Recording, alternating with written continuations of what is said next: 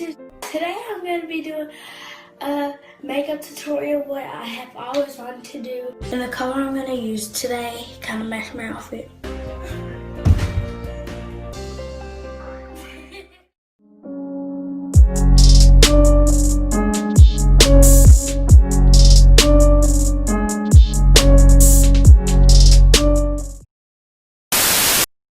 What's up, friends? Tasha here. Welcome back for another Twisted Tea video. I hope you all are having a fantastic day today. For those of you who are new here, hello.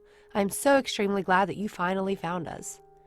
If you're a fan of true crime, murder mysteries, cults, conspiracies, anything sinister, I highly suggest you hit the subscribe button and ring the notification bell to RSVP for my next Twisted Tea party. Now, I don't usually leave a disclaimer at the beginning of my videos. You all know what you're getting yourselves into by the thumbnail and the title before you even click on the video. But I feel like I need to tell you all this time that I mean absolutely no disrespect to anyone that I mention in this video. And for once, I haven't formed any opinion or bias with this case. If I get something wrong or you have something to add, please correct me or add your information respectfully. Today, we're going to discuss a case that's been really heavy on my heart the last few days. This one really has me torn. I hadn't heard of this case until last weekend. Like I said, I've been unable to form an opinion on this one, and I've seriously been thinking about this family constantly. This case is different from the cases that I usually cover for several different reasons, but the biggest difference is that this is the first case I've talked about where the crime doesn't seem to have been intentional, but I really still don't know what to think or how to feel about it. I'm torn for so many different reasons, but I thought that I would bring the story to YouTube to see what you all make of it. I really hope that you guys can offer some insight because this is a tough one. I have so many questions and not very many opinions for once. All that being said, let's get into today's case. Brace yourselves. In August of 2016, Timea Batts was 11 years old and was an aspiring YouTube beauty blogger. She was just starting her 6th grade year in Hendersonville, Tennessee, and was extremely excited to finally be in middle school. On Monday, Timea's first day of middle school, she looked absolutely beautiful. She was dressed to impress and had her hair done super cute. You can tell she was just so excited to be there. Timea's father, Timothy Batts, was at home while Timea and her siblings were at school. Timothy had apparently fallen asleep at some point. He admits that he didn't know what time he should be expecting Timea home because it was her first day with this new schedule at the new school. He also said he wasn't sure exactly what time it was when he woke up from that nap. At 2:44 p.m., Timothy Batts is seen by ADT surveillance inside of his home, walking around the house with a cell phone in his left hand and a pistol in his right hand. About 5 minutes later, his 11-year-old daughter, Timea, came in from school. She sat her book bag down in the kitchen and neatly set her shoes next to it on the floor. Timothy had heard someone come in the door and kept yelling out asking, "Who's there?" but got no response. Timea was feeling silly after a good first day and wanted to sneak up on her daddy, so she didn't answer him when he was asking who was in the house. Timea was hiding on the opposite side of the wall to where her dad was and jumped out and tried to scare him. She yelled, "Ah!" and Timothy fired one single shot when Timea jumped out at him. Timothy firing that shot wasn't caught on the surveillance video and there's no sound, but you can see Timothy immediately pick up Timea and she wraps her arms around his neck. Timothy Batts said later that he kept saying, "Please tell me you aren't hit, Timea." A few seconds later, you can see Timothy return into the view of the camera and run into his bedroom alone before running back past again a few seconds later. Timothy put Timea in his car and rushed her to the emergency room at Monroe Carroll Jr. Children's Hospital in Vanderbilt himself. Batts said later that when he and Timea got out to the car, he realized that he hadn't grabbed his car keys and didn't even have shoes on, and that's why he's seen running back into the house alone. The whole ride, he kept repeating, "I'm so sorry, Timea, I'm so sorry." Unfortunately, the bullet had pierced Timea's liver and kidney and lodged into the wall of the home. At the hospital, Batts didn't mention that he was the shooter.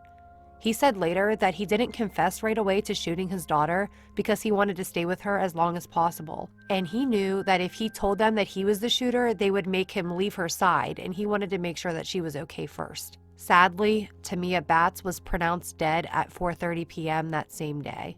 Originally, Timothy Batts was claiming that when Timea came into the house from school, she had already been shot. But a few hours after Timea was pronounced dead, police obtained a search warrant for the Batts house and found evidence that contradicted Timothy Batts' story. At the scene, the shell casing was found by police, as well as the case for the gun, but the pistol was nowhere to be found. Timothy Batts then turned himself in voluntarily and went into the police station to tell them what had really happened. Batts was originally charged with reckless homicide, tampering with evidence, false reporting, and with being a felon in possession of a firearm. His bond was set at $1 million, but the judge eventually decided to cut it in half and set it at $500,000, saying that there is no doubt in his mind that this was a tragic accident, that no one thinks that Mr. Batts shot his daughter intentionally. But he shouldn't have had that gun in his possession in the first place. He was a convicted felon. Family members, as well as members of the community, came together and all agreed to contribute $25 each to try to post his bail so that he could come home to his other children. Timothy Batts was eventually bonded out, but under the condition that he would undergo regular drug testing once a week. But just 5 days after he was bonded out, Timothy Batts tested positive for cocaine, and the judge revoked his bond for violating the terms of their bond agreement. Now, I'm not familiar with Timothy Batts' criminal history or what felony he was previously convicted of, but he was absolutely not supposed to be in possession of a firearm. I originally thought when seeing the footage that he was running back to the bedroom to get the firearm before rushing Timea to the hospital. Allegedly, Timothy Batts' cousin, James Brown, had been over at their house 2 days prior to the shooting, and the two men had had a little too much to drink.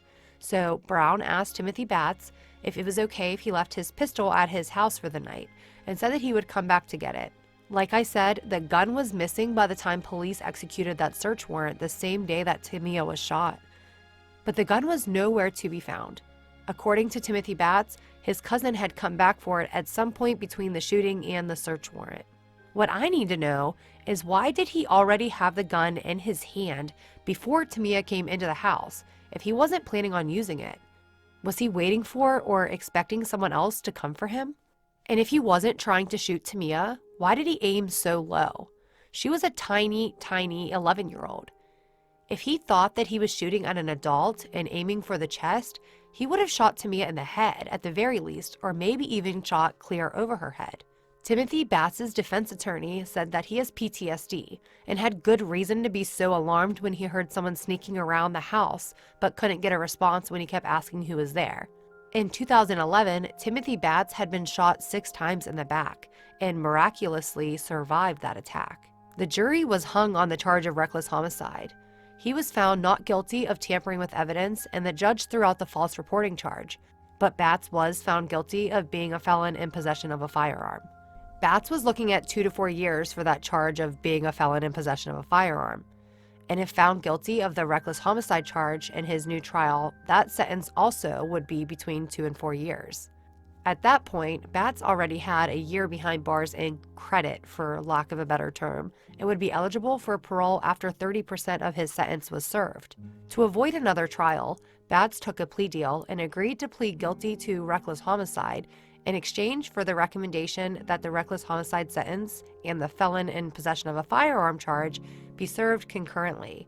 Since both convictions carry a sentence between 2 and 4 years, and after serving 30% of the sentence he would be released, he was only looking at about 14 months. Batts said that Timea's last words to him were telling him that she knew it was an accident, and then she said, "Daddy, please tell me this is just a dream."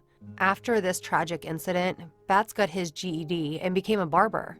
He also has custody of his 4 surviving children. Ugh. What do you guys think of this case? I think, if that makes sense, I think it was an accident. His reaction in the video looks genuine, and Timea wrapped her arms around her daddy's neck when he picked her up after the shooting, and she doesn't look scared or uncomfortable with him at all. She just embraced him and expected him to save and help her. That's the thing though, he was supposed to protect her. Why the hell was the gun in his hand before she ever entered the house if he claims to have only had it because he heard someone in the house and then saw a shadow? And he wasn't supposed to have the gun anyway. There was good reason for that. I understand that the gun wasn't his and that it usually wasn't in the house, But if he didn't have the gun, this never could have happened in the first place. Ugh, I really cannot wrap my head around this one, and I need your opinions. I feel like this video is ending pretty abruptly, but I don't have any opinions to add at the end of my video like I typically would. This video is really just full of questions for me. Why was the gun in his hand? Why did he aim so low? I don't understand. But I really think that that's all I have for today. If you like this video and would like to see more true crime content, please give the video a big thumbs up and leave your thoughts below, because it really helps the channel grow and helps my videos get suggested to you and to other people in the future. I'll talk to you all again really soon, but until then, don't always assume that every noise you hear in your house is an intruder, or you could end up making the biggest mistake of your life. I'll see you all down in the comments. Peace and love.